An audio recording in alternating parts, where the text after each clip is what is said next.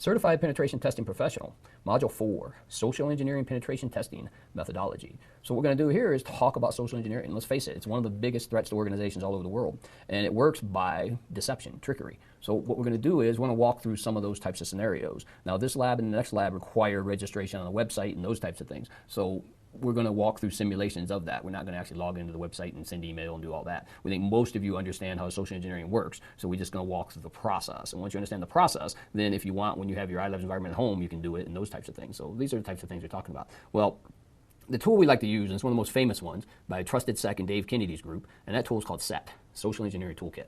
And the amazing thing about the tool is, we used to have labs that would take an hour to hour and a half to get a student through it because you have to do all these complicated things and stuff like that. The social engineering toolkit really made an advantage to the hacker because those same labs that would take us an hour to hour and a half to get through, we can now do in 10 minutes with this toolkit. So that is an amazing accomplishment. So that social engineering toolkit allows us to do spear phishing attacks, website attacks. We can draft email messages, attach malicious files, send them to many people, all these different things we can do and use spear phishing. Right? And spear phishing, of course, if you don't remember, is the method where we target an individual of value, a high value individual that C-suite executives, so stuff, things like that. And then remember, it works for any client-server relationship. So we can do this with phones. We can do it with any device client-server relationship. And then we also have the capability to do Java, Metasploit, credential harvesting, tabnet. They got all kinds of things in the toolkit. So the social engineering toolkit is just an amazing toolkit that should be well-versed and very familiar with. So with that, let's take a look at CET, the social engineering toolkit.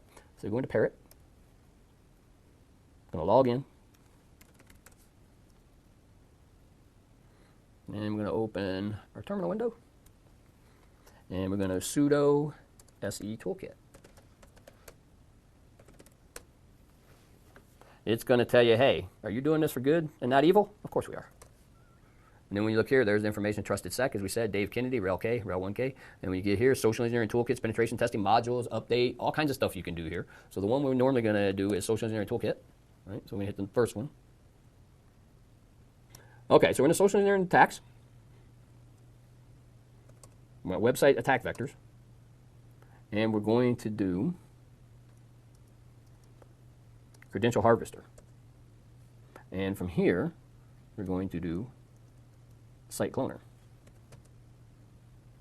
Post back is 172.19.19.18. Now the URL to clone, http:// You might notice there it also supports HTTPS, which is kind of interesting. Press enter. Clone in the website. So now it's just sitting there. Now it's waiting for somebody to go to the website. So now you would somehow send an email. It's phishing. Send an email, get them to click, do other types of things, stuff like that, and you just want them to do what? You want them to log into your website. So you would draft a lure or a bait. And when you think about phishing, if I can make it exciting and interesting enough, then more than likely it's going to work and people are going to do it, right? So that's the thing to remember that when you're doing this stuff. So now what you want to do, you want to simulate that. So if they clicked on the link, they would actually go to your website. So what we're going to do is we're going to pretend like we got an email and we click on a link, right? We're like typical users. Same type of thing. So we're going to go here in the website. And now we're going to go to HTTP the IP address. Now remember, we're just showing a simulation here. You could set it up to any address you want. And that's the problem with the whole thing we do everywhere, is because we see this type of stuff all the time, and it looks legitimate, right? So we're going to, let's make it CPENT and that. And now the user's like, well, what the heck happened? I logged in, but nothing happened. And then they log in again, right? So they log in again, Sam, test, yeah, that type of thing. That didn't work. So we get the idea. So now we go back over here and look what we got. We got CPENT, and we got the password I typed in. And it's that easy. And that's why I said, I don't know if it even took 10 minutes. But 15 years ago, that'd take an hour to an hour and a half to set up with all the work you have to do and everything, stuff like that. So we took it, and now we reduced it drastically because we did it in less than 10 minutes.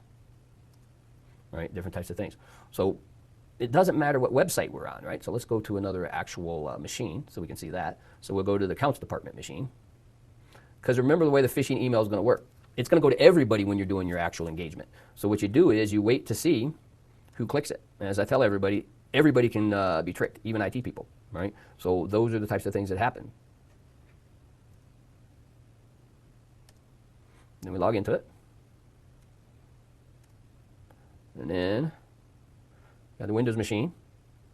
Let's go to Google. Use Chrome.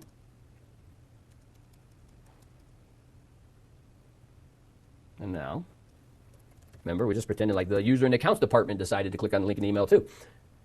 It's sad, but most government agencies, if you go research and you see their phishing campaigns, they get always somebody clicks. I can't think of the last time anybody did not click. They're always clicking. So we're at Luxury Treats again. And we're going to still try to log into CPENT. And we click login. And it reversed so fast, most users won't catch it. Now, IT people, we can kind of tell that. But now I go back over to my Parrot. And I just popped another username and password. And that's the way the process works. And since I got it sitting there, every user in the organization who receives it, when they reply, are going to do the same type of thing, right? So these are the types of things you have to be aware of. So let's go log in to Luxury Treats over there with an actual account. And in this case, you'll see anything we log into that doesn't go to, in this case, we're using the IP address. So if it goes to the domain name, luxurytreats.com, then it's not going to work. It only works when you go to the fake web page. Every time we go to the fake web page, anything we enter, right? So we're going to do test at 123, test at 123. Doesn't matter what we enter. Everything we entered, because now we get redirected again, everything we get entered comes up here. And we continually have compromised credentials. And that's all we need. So we get 4, 5, 6, 7, 8, 9, 10, who knows. Anytime we get those types of activity, we have victims.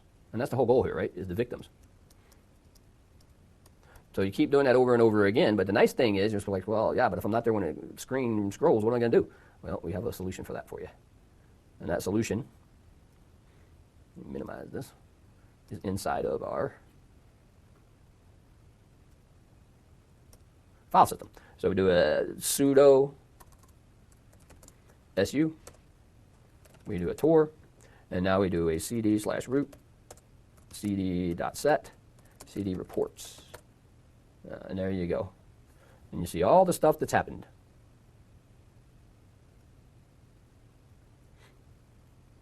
And there you go. You got the XML format, you got all the different ones, the website clone, the visits file. So if we go more, the visits file, right? The site template, the attack vector, options, version.log, everything you can think of. CD web clone, just so you can take a look at that.